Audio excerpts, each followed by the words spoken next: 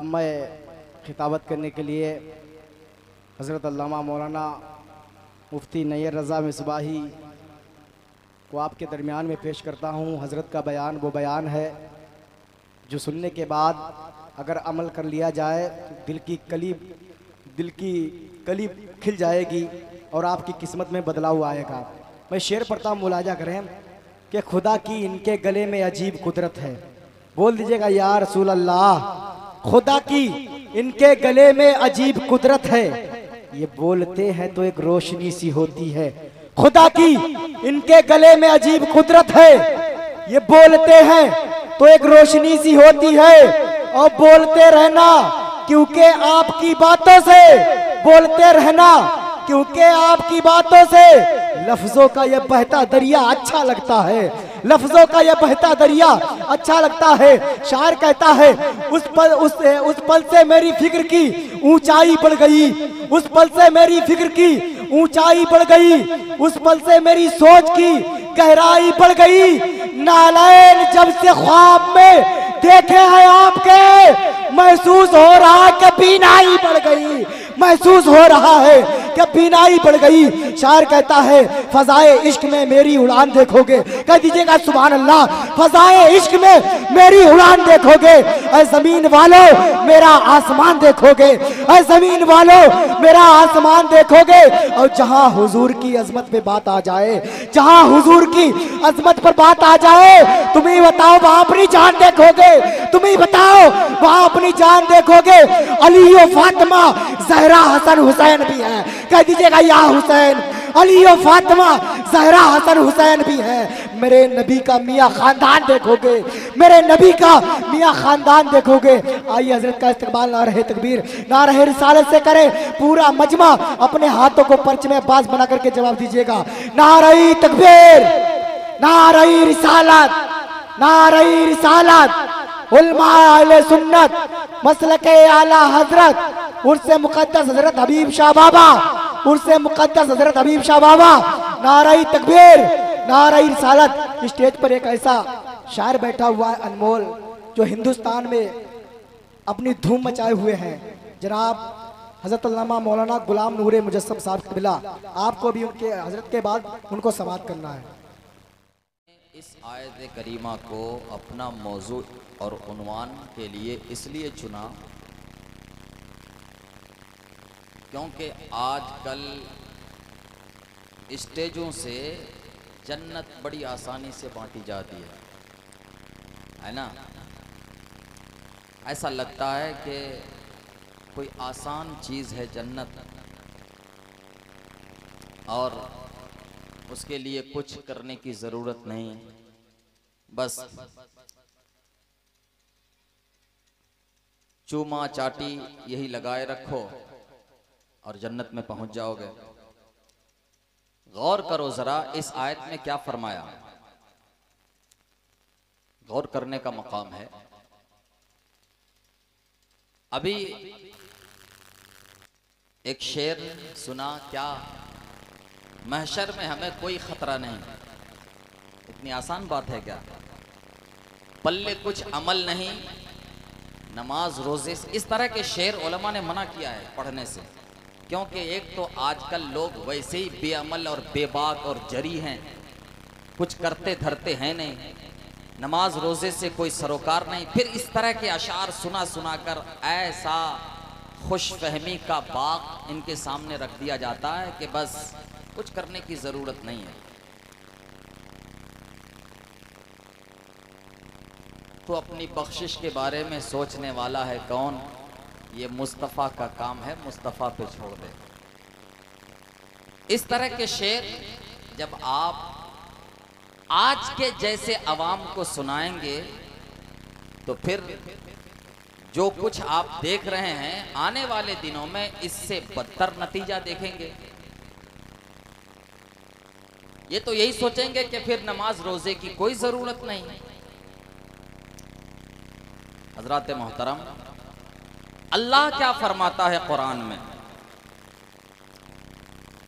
अल्लाह अज़्ज़ा व जल फरमाता है जन्नत में दाखिल हो जाओ बिमा कुंतुम तामलून, ये जन्नत में तेरा दाखिल होना ये बदला है तुम्हारे अमाल का। किसका बदला है? गौर कर रहे हैं आप? मेरी बातों को सुनिए और मेरी तरफ देखिए। सिर्फ आधा घंटे का मुझे टाइम दिया गया है, मैं आधा घंटा ही के अंदर अपनी बात समेट दूंगा। जबरदस्ती किसी पर बोझ बनकर मैं अपनी, चाहे कितनी कीमती बात हो, नहीं सुनाना चाहिए। जब तक आमादा हों लोग और खुश मिजाजी के साथ बात को सुने, तभी तक सुनाना चाहिए। जबरदस्ती किसी पर थोपना नहीं चाहिए, चाहे आपकी कितनी कीमती बात हो, वो बेकार है।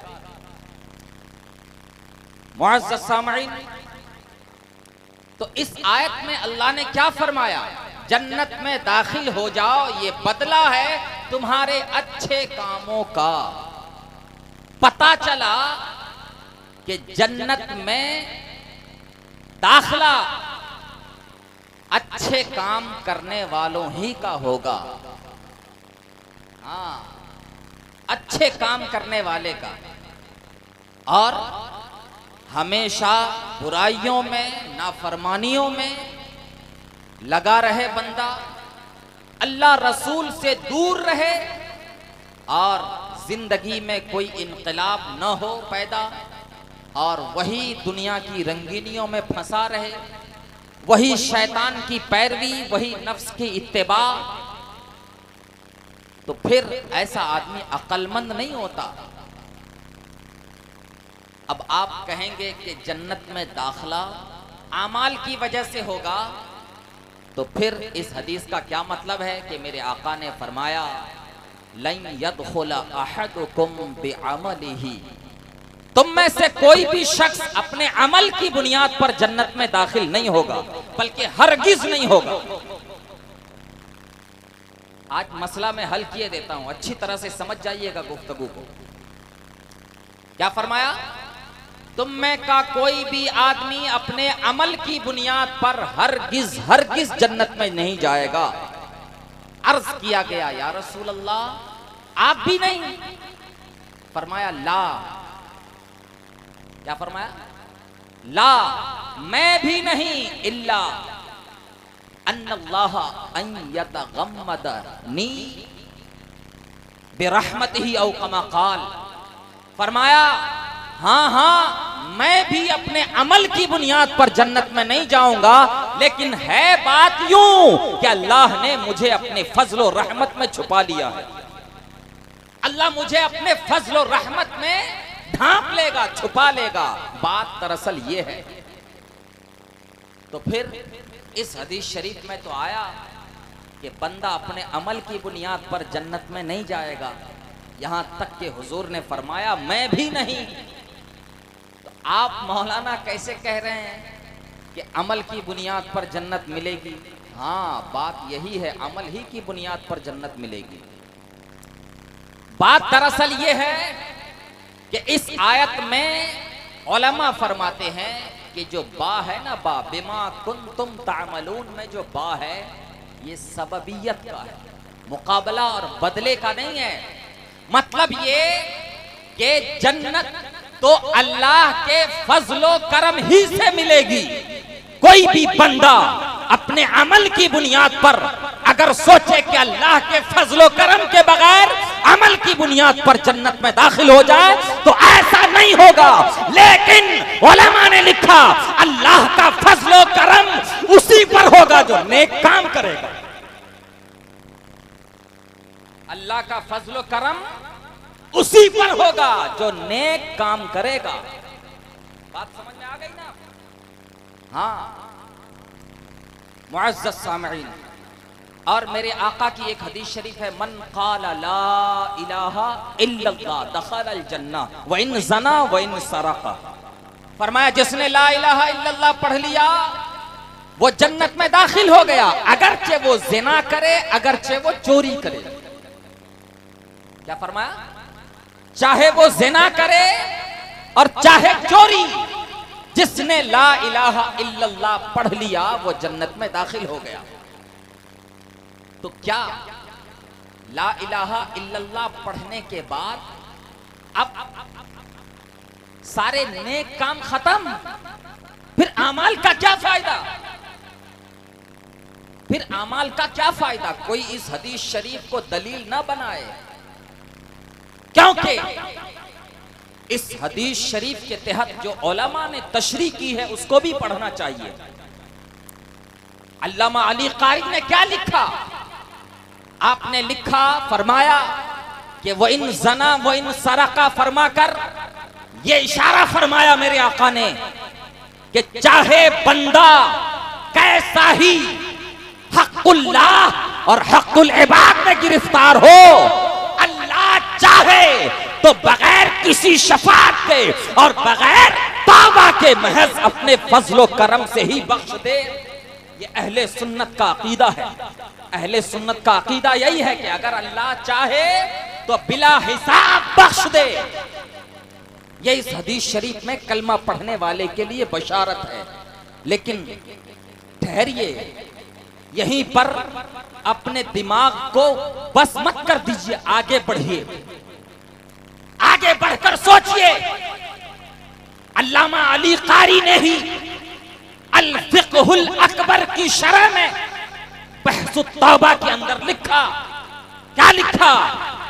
ये लिखा कि इस हदीस शरीफ में एक बात और मौजूद है, वो ये कि किसी खास बंदे के ताल्लुक से ये नहीं आया कि चाहे वो जिना करे चाहे चोरी, फला फला बंदे चाहे जिना करे चाहे चोरी, उसको बख्श दिया जाएगा।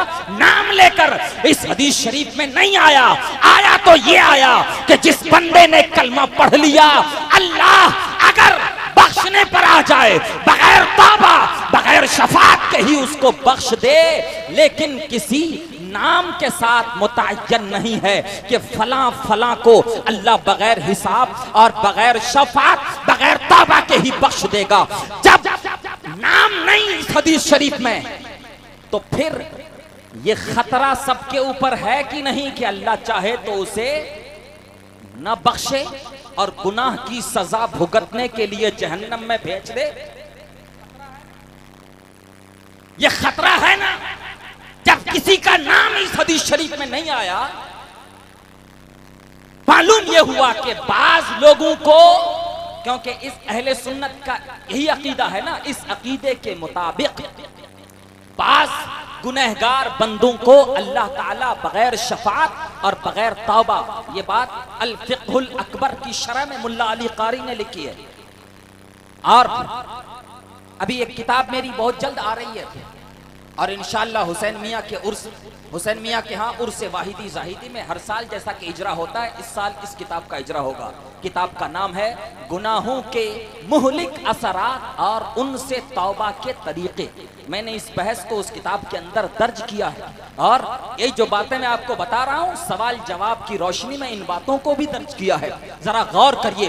तो इस हदीस शरीफ में इस अकीदे के मुताबिक यह है कि बाज लोगों को अल्लाह ताला बाज गुनहगारों को बगैर शफाअत और बगैर तौबा के भी बख्श देगा। लेकिन क्या वो बाज मुतय्यन है?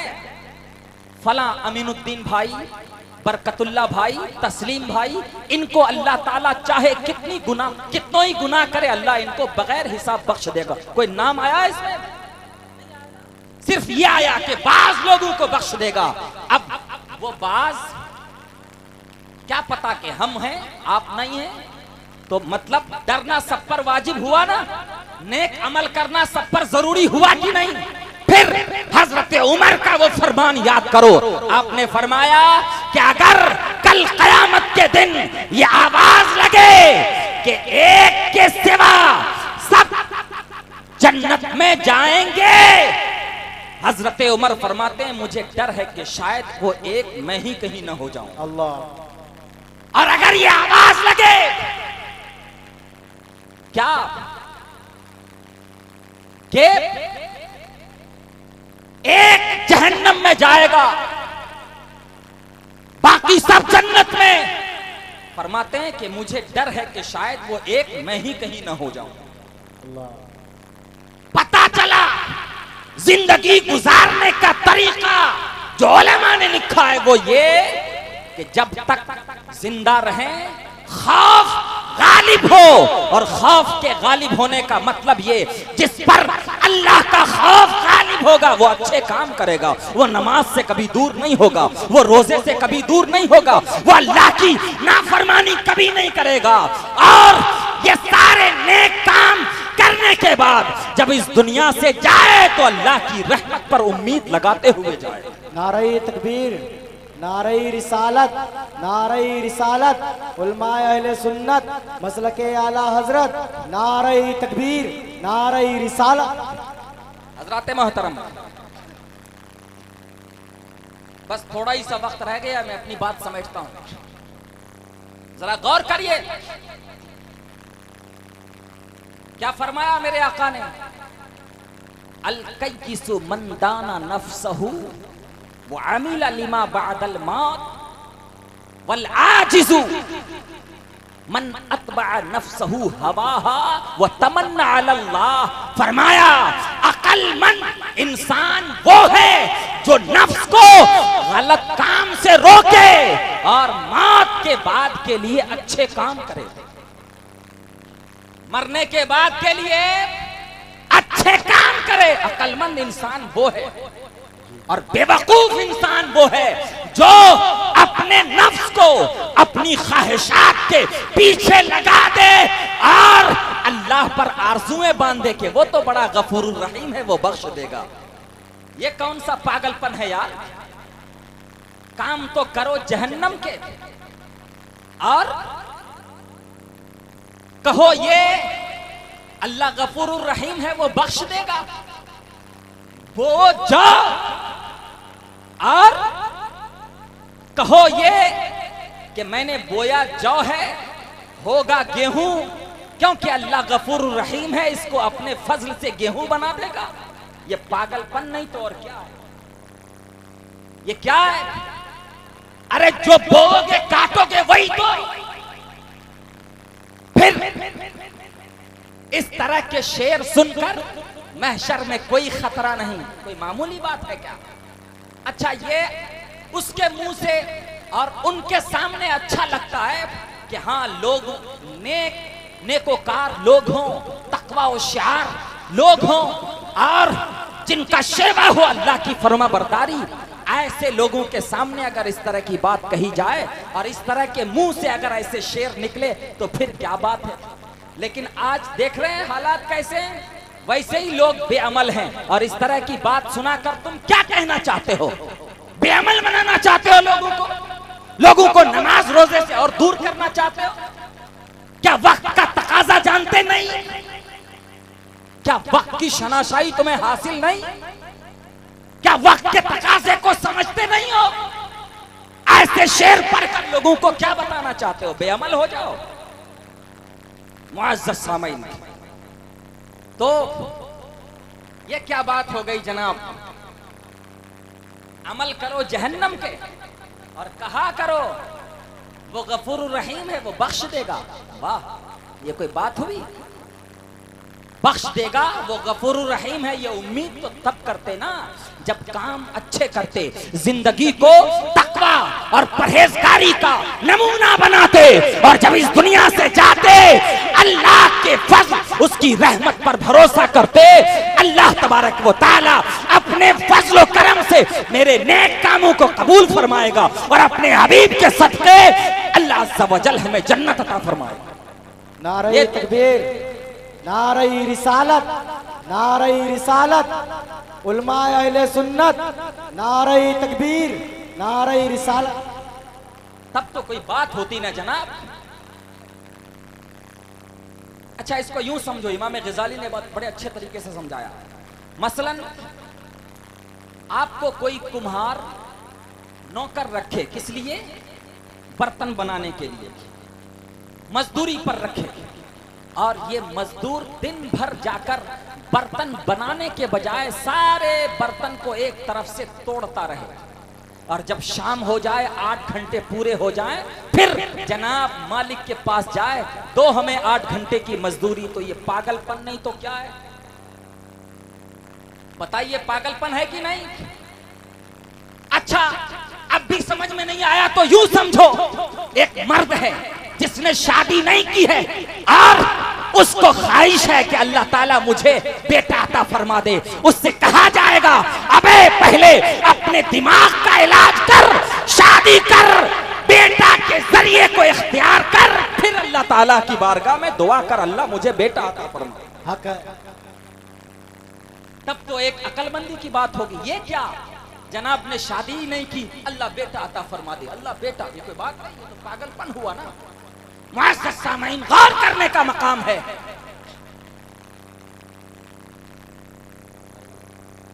नारे तकबीर, नारे तकबीर, नारे रिसालत, नारे रिसालत, उलमाए अहले सुन्नत, उलमाए अहले सुन्नत, मसलके आला हजरत, मसलके आला हजरत, उर्से मुक़द्दस हजरत हबीब शाह बाबा, उर्से मुक़द्दस हजरत हबीब शाह बाबा, हज़रत अल्लामा मौलाना मुफ्ती सईद मुक़ीमुर रहमान साहब क़िबला। नारे तकबीर, नारे रिसालत।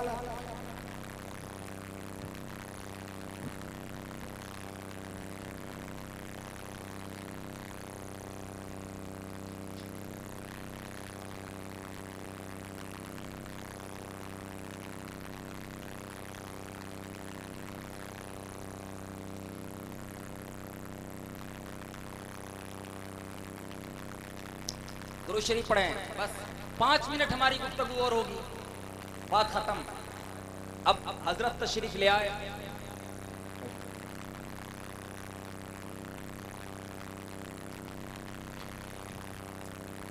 ये जनाब हजरत मुफ्ती मुकीमुर रहमान साहब, सैयद साहब, आले रसूल हैं, सैयद ज़ादे हैं। अल्लाह अज़्ज़ा वजल इनके इल्म में, उम्र में बरकतें अता फरमाए, इनके सदक़े हमारी मग़फ़िरत फरमाए।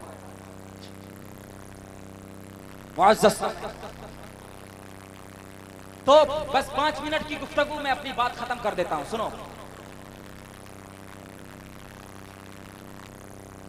बैठ जाइए आप। हज़रात मोहतरम, हम और आप इधर देखिए मेरी तरफ, हम और आप गुनाहों का एक पहाड़ है हमारे सरों पर, है ना, जिसके नीचे हम कुचला जा रहे हैं, हम दबा जा रहे हैं, जिसके नीचे हम मौजूद हैं। और ये पहाड़ गुनाहों का हमारे सरों के ऊपर ऐसा तना हुआ है कि हमें डर है कि कहीं ये गिरकर हमें तबाह बर्बाद न कर दे। इसका इलाज ये कि आदमी अपने गुनाहों से अल्लाह की बारगाह में सच्चे दिल से तौबा करे। जब तक सूरज पश्चिम से नहीं निकला है, अल्लाह का वादा है, अल्लाह तबारक व तआला गुनहगार की तौबा को कबूल फरमाएगा। यहां तक के एक बंदा, मैंने हदीस शरीफ के अंदर पढ़ा, तफसीर कबीर के अंदर हदीस शरीफ का मतलब ये है, फरमाया एक बंदा अगर दिन में 70 बार गुनाह करे, फिर तोड़े तौबा को, तौबा करे और फिर गुनाह करे, यूं ही 70 बार तौबा करे, 70 बार गुनाह करे, फिर तौबा करे, अल्लाह ताला फिर भी उसकी तौबा कबूल फरमा लेगा। दिन में 70 बार। तो क्या हमारे रब के लिए ये वक्त नहीं आया कि हम अपने गुनाहों से तौबा करें, अपनी बदअमालियों पर शर्मसार हो? क्या वो वक्त नहीं आया कि हम अपने किए पर शर्मिंदा हो? आज सुनो, मैं एक हदीस शरीफ सुनाता हूं, एक मोमिन की शान क्या है। यहां पर हम गुनाहों के पहाड़ तले दबे होने के बावजूद फख्र से कहते हैं हम फला नमाज पढ़ने वाले से बेहतर हैं, हम फला से बेहतर हैं, बेहतरी का दावा है। लेकिन सुनो, एक मोमिन की शान क्या होती है, एक मोमिन की जबान पर कैसे अल्फाज अदा होने चाहिए। मेरे आका ने इरशाद फरमाया, बुखारी शरीफ की हदीस है, मेरे आका ने इरशाद फरमाया, इन्नल मोमिना यरा जुनूबहु कअन्नहु काइमुन तहता जबलिन यखाफु अन यका अलैहि। फरमाया मोमिन की शान ये एक मोमिन अपने गुनाहों को ऐसा समझता है जैसे उसके सरों के ऊपर पहाड़। डर है इस बात का कि ये पहाड़ उसके ऊपर गिर जाए।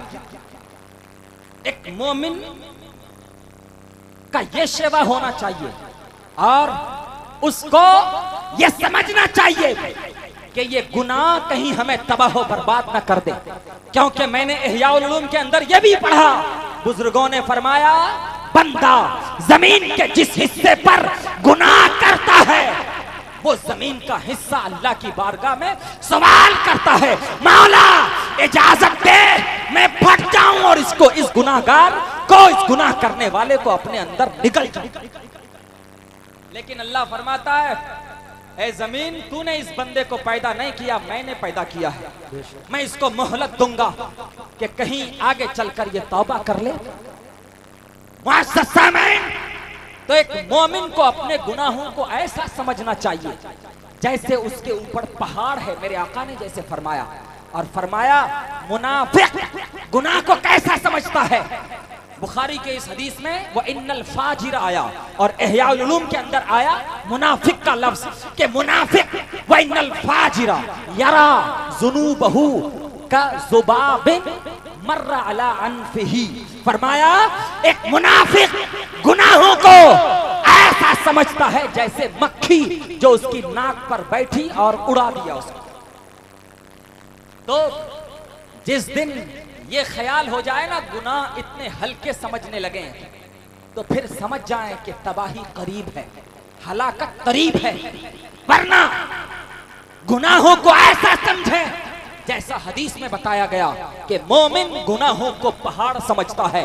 और जिस दिन ये एहसास हो गया कि हम गुनाह करके पहाड़ तले दबे हैं, उस दिन इंशाअल्लाह ताला फिर तौबा की तौफीक मिल जाएगी, फिर गुनाहों से उसी दिन यकलख्त बाज आ जाएंगे। हमारे पास वक्त नहीं और हजरत तशरीफ फरमा है, आप कीमती बातें इनसे समाअत करेंगे। अल्लाह अज़्ज़ा व जल की बारगाह में दुआ है, मौला ताला मुझसे बोलने में अगर कोई खामी, आपके सुनने में कोई लग़्ज़िश हुई, इलाही तू गफूरुर रहीम है, इन तमाम तक़सीरात से दरगुजर फरमा और हमें अपने ईमान के तकाज़े पर खरे उतरने की तौफीक अता फरमा, नेक आमाल बजा लाने की तौफीक अता फरमा। इलाही हम सबको गुनाहों की तौफीक अता फरमा। अस्तग़फिरुल्लाह रब्बी, गुनाहों के तौबा की तौफीक अता फरमा। अस्तग़फिरुल्लाह रब्बी मिन कुल्ली ज़ंबिन व अतूबु इलैहि, ला इलाहा इल्लल्लाहु मुहम्मदुर रसूलुल्लाह सल्लल्लाहु तआला अलैहि व सल्लम। अस्सलामु अलैकुम व रहमतुल्लाह।